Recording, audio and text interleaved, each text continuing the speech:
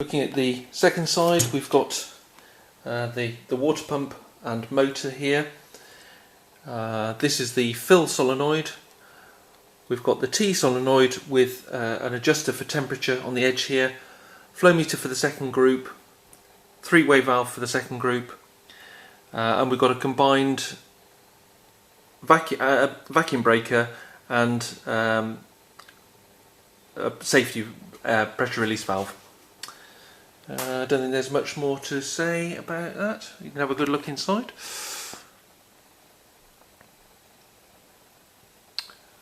Okay, we'll have a look at the right hand side. And then come round to the left.